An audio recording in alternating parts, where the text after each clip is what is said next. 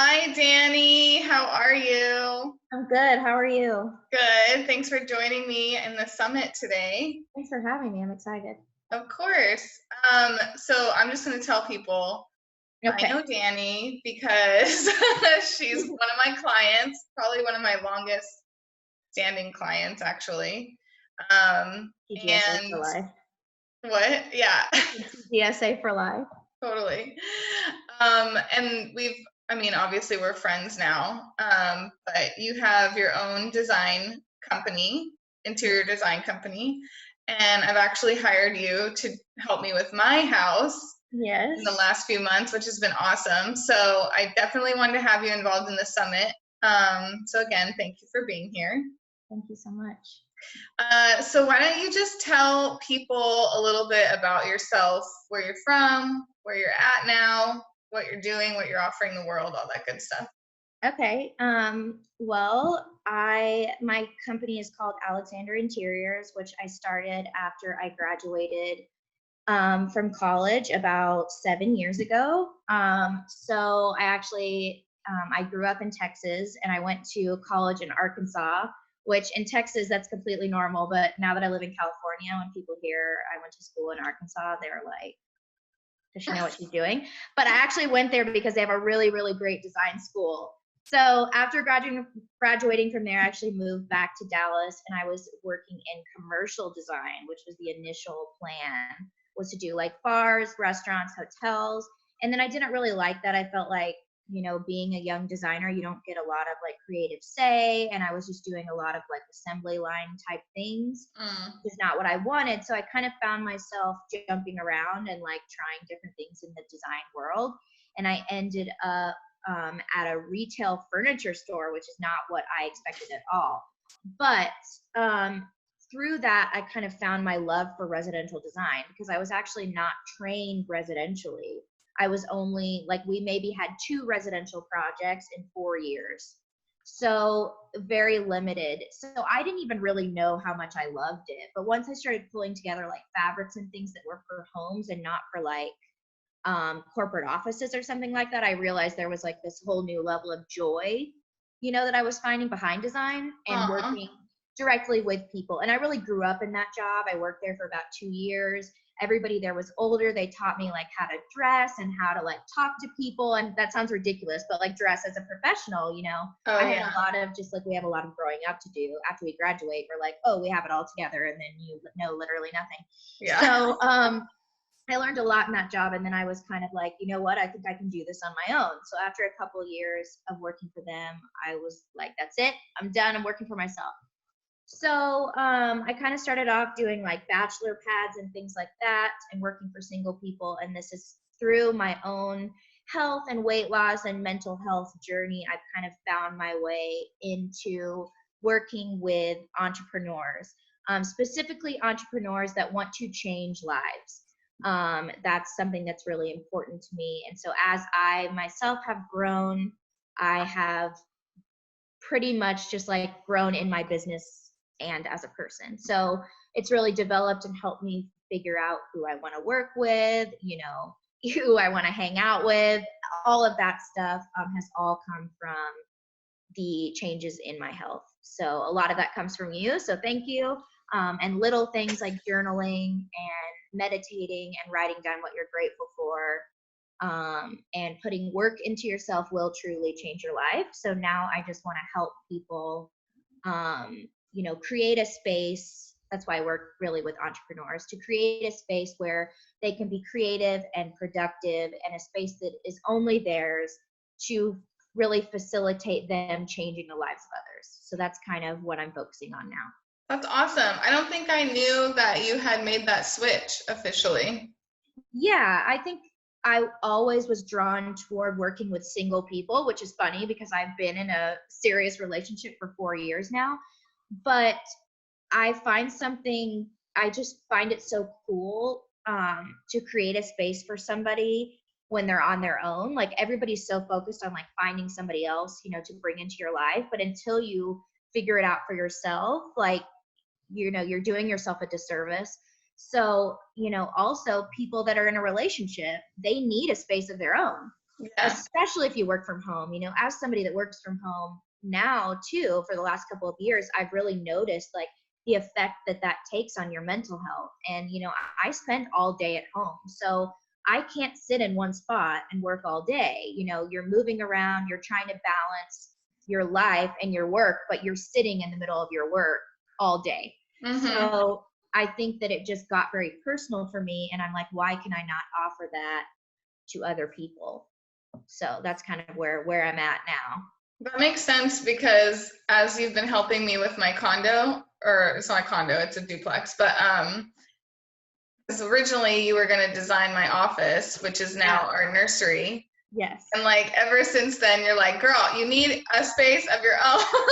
Like, Oh my gosh, like I cannot stress it enough. And what's funny is I'm just now putting mine together. I have learned this lesson on my own. For the first 10 months we lived here, maybe 11 months after moving from California, I worked on the couch. Like we have a chaise lounge and I just put my feet up and I in front of Netflix and I work. And I thought that was working really well for me. And then I started getting really unproductive and not getting things done and not feeling creative and just feeling like tired and like I wasn't getting like any steps. This was right when we started working together. I was having the hardest time even getting like 1,000 steps a day, which is just like beyond pathetic, as you know. So I was not moving. And so I, a couple months ago, decided I was going to start waking up earlier and I was going to start working from my office. And since then, I get probably 3 times the amount of work done.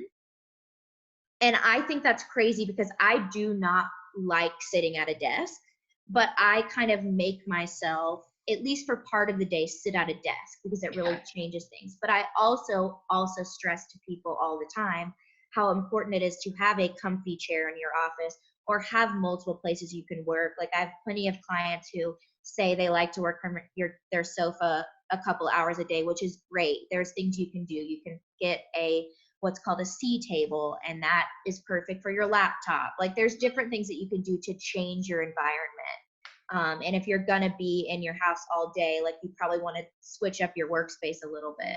yeah, So I just think that that's totally. really important. And I've just kind of learned that on my own. So now I can kind of pass that on, Yeah. to other people. I love that because I don't know how many women that are watching are already like running their own business. I'm sure some of them are, and some of them want to be, but some of them probably work from home. Mm-hmm. And, or they're like, stay at home moms and they're trying to figure out like how to pursue their passion. And like, Yeah.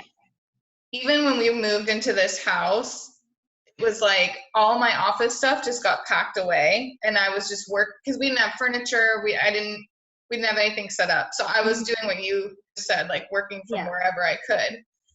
And in the last just like 2 months, I've unpacked my office stuff. I found my vision board. I found like my big calendar that I was always using to plan big projects. And Yes. like the minute I pulled those out and like created a space for me to sit at and work at, it was like floodgates of creativity Yes. reopened and like inspiration came back and it was so Yes. amazing. So I totally agree with you. And realistically, a lot of people don't have a full office, and Yeah. that's totally fine. Like, we were obviously, you're a great example. You had to give that up for baby, which is totally understandable. You have to have a room for your baby, but we will have to work to find a place for you because there are things that you can do even if you're sitting at your kitchen table. There are things that you can do for your mental health to just kind of change your environment and make you really feel like that's your space, even if it's Yeah. for an hour a day or something like that. So, you know, anybody that's watching, whether or not you have a corner in the kitchen or a full office, let's talk. Like, let's really talk about how we can change your environment because it can change everything. Yeah. And I love also that you mentioned how like focusing on yourself and your health really transferred into like figuring out what you wanted out of your business or your career even. So like touch on that a little bit more because a lot of the people that we've interviewed so far, they've had healthy habits in place for a long time. And so when they started their business, it was kind of easy for them to keep those habits in place. Right. Whereas with you, it was like the opposite. Like you were already working on your business and then started focusing on your health. So how did that, like, tell us more about how that affected you? I just think that we don't give enough credit to what affects our mental health. So I think that, people always say, like, before I even started working out and taking care of myself, people always said, like, you need to work out, like, it'll give you confidence. And I'm like, what does that even mean? Am I confident because I'm skinny? No, you're not. The confidence is not coming from being skinny or, anything like that. It comes from feeling empowered. Like, whenever I finish a workout, I'm like, fuck yeah. Especially if I feel like I'm gonna die, by the way. Like, especially if, like, you give me a workout that I'm like, I almost didn't make it. Like, there is nothing that makes you feel more powerful. It's true. That's like my word of 2019, and it was on my vision board, is powerful, because that's how it makes me feel. And when I feel like that every day for an hour a day, or however many times I can squeeze it into my week, that's going to come up in your business. Like, that's going to make you think of more creative ideas. That's going to make you want to better your life, better other people's lives. It's just mindfulness in general, like meditation, all of those things just help you tap into what you really want. So it's not about, looking good. It's about feeling good. And when you feel good, that automatically comes out in your business. People can sense that. So even like this weekend, I was planning on going for a walk and I didn't. Oopsies. And I just don't feel that great today. I sat on the couch all weekend and worked from my laptop, and I got a lot done, but I don't feel that great. So even though it didn't feel like I had time, I bet taking like 30 minutes out of the day would have completely changed my level of productivity and creativity. And creativity is like the number one thing in my business. I mean, I have to have that. So it's super important. And I think it changes a lot of things, even if you don't have your own business, or don't have one yet. It's just something that just helps you figure out like what you want as a person. I don't know. It's much deeper than what you think it is before you start. Yeah. I love that you said that, because I feel like I say that all the time and people don't get it. Like Yeah. you said, like, Well, I where's think the you don't. confidence come Oh, from? yeah. I think you don't get it until you do it, until you Right. really until it clicks. And of course, like, if in the beginning, you don't like to work out. Like, I didn't want to get off the couch. Like, you feel like shit. You are overweight. Like, it's true. Like, you don't want to do anything. Working out is just the last thing. It's like you feel like crap when you do anything. So it takes like a couple of months of like really struggling in your workouts before it starts feeling good. But once it starts feeling good, it's like a drug. You need it. It's like part of your everyday life. So Yeah, that's going to affect your mental health naturally. So totally. So, what would you say your why is right now for keeping your health habits in place and also just like continuing to grow your business? oh my gosh, my why. Um, I don't know. I think I want to change lives. And if I'm going to do that, I need to feel empowered. And to feel empowered, I need to keep taking care of myself, because since I've started doing this, I really can't imagine a life where I don't take care of myself. Like, of course, there's going to be like weeks or months where I may like fall, don't go to the gym as much or don't eat as healthy. But like, as annoying as it is when people say it, it really is like a lifestyle change, and it will affect everything. So I just think in general, for me to be the best me that I can be, I have to keep incorporating that into my life. Yeah, totally. So that would be So my why. awesome. Um, so what would you tell a lady who's watching this and she doesn't have like her own business? She's working like a job that she's just working for a paycheck, basically. But she has like an inkling of something she's really into, like a passion project or something she's wanting to like dip her toe into. What would your advice be to her to pursue that? um, I would just start dipping your toes in the water. Like, try things, like see what feels good. Like, overall be mindful. Like, you'll always hear me talking talking about meditation because it's been like a huge thing for me.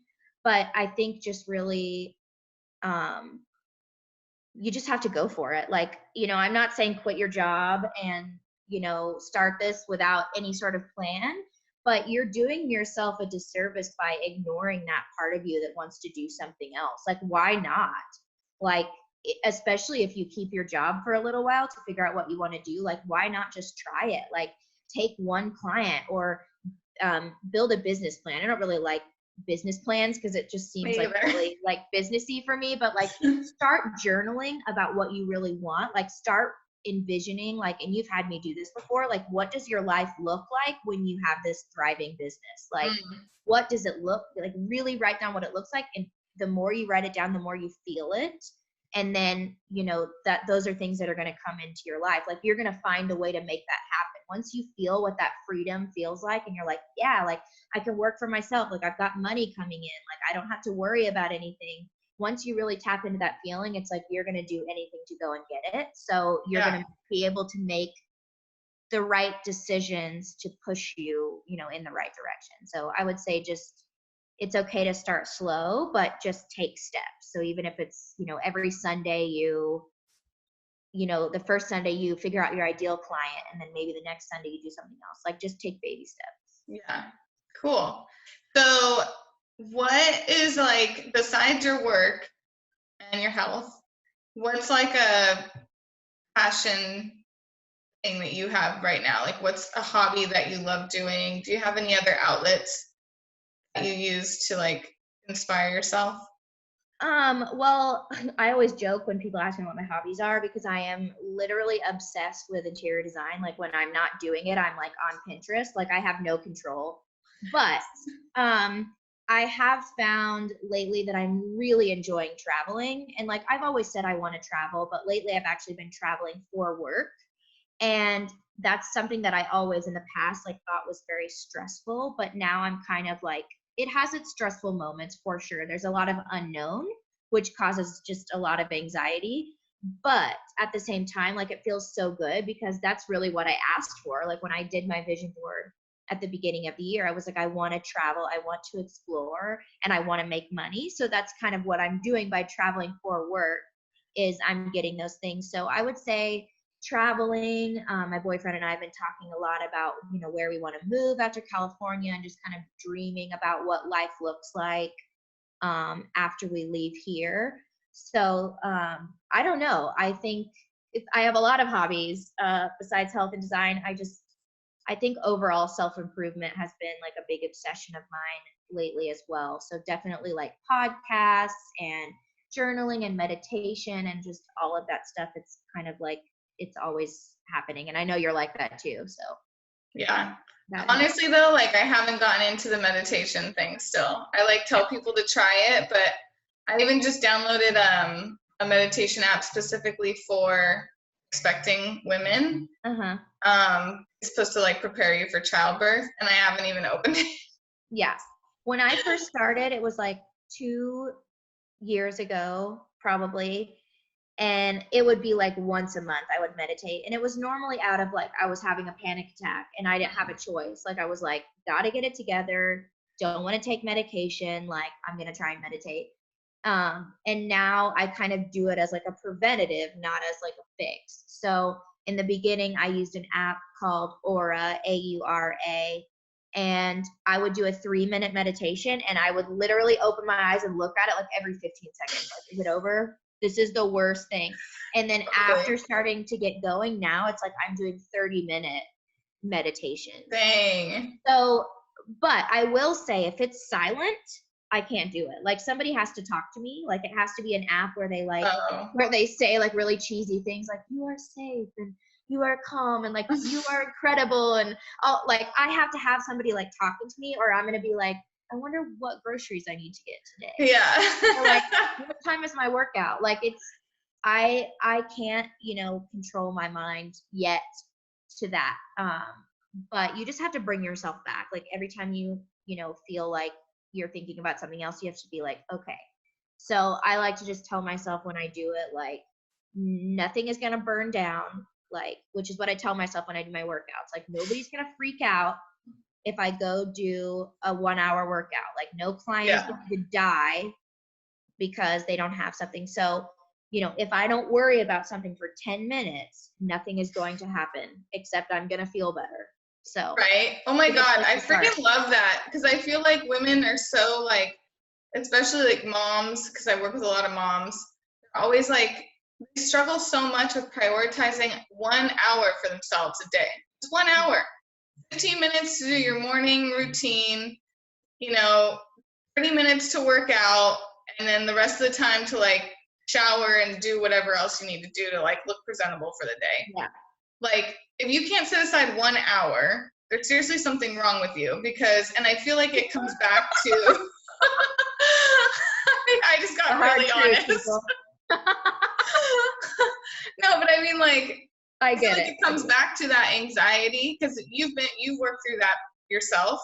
So I know that's something that you've like come a long way from. But Yeah. other clients that I've had too, like it's like this overwhelming feeling that the whole world is going to crumble if they aren't available to everyone around them at all times. And it's like, no, it's the It's hard. opposite. I mean, it's a struggle every day. I have to remind myself, like, and sometimes I have to stay up a little bit later at night, Yeah. but it's worth it because I feel refreshed and I feel like accomplished and like I really did something and my mental health is better. And there's just like a variety of reasons. I just have to do it. It's not an option. And I am lucky. I don't have kids. Like, I have 2 cats and a boyfriend that's like, eats whatever I cook him. And like, I have a pretty, Yeah. I'm very lucky that I'm not constantly sacrificing, but I still have to do things. Like when I go to the gym, I have my phone with me because I'm listening to music. And sometimes I have to turn it off where I can't get text messages because somebody will text me or email me and I naturally feel like I need to respond right then. Mm-hmm. And that's just not something that you have to do. And like maybe a year ago, Mason, he's very like understanding and he normally doesn't mind when I work a lot because he knows like entrepreneur life, like trying to get your business off the ground, like it's just part of it. But there was one point where he was like, you have to start leaving your phone in the other room because it's midnight and you're emailing people back. And when he would ask me why, I would just be like, well, why not? Like, I can just do it right now. And he's like, for your mental health, put the phone away. Like, Yeah. So when I go to the gym with my friend Amanda, who's also in the Get Strong Academy, we both have to be like, all right, like no phones, no texting, no boyfriends, no bullshit. Like we're here, Love that. to do something. So it is hard. I will give it to people. It's hard, especially when you have 5 million things to do. It's like, I can't take an hour, but the reality of it is it's an hour. Mm-hmm. So when you can do it, you can do it. And, I still have to tell myself sometimes, okay, it's okay for me to stay home this time. Like sometimes I do have to let myself, because I'm always like, have you in the back of my mind too, like no bullshit. Like every time I make excuses for myself, I'm like, that's bullshit. Like we don't need to be doing that. But sometimes I do understand. You've rubbed off on me. Sometimes I do understand, like you just have to work. Like things happen. Right. Kids happen, stuff happens.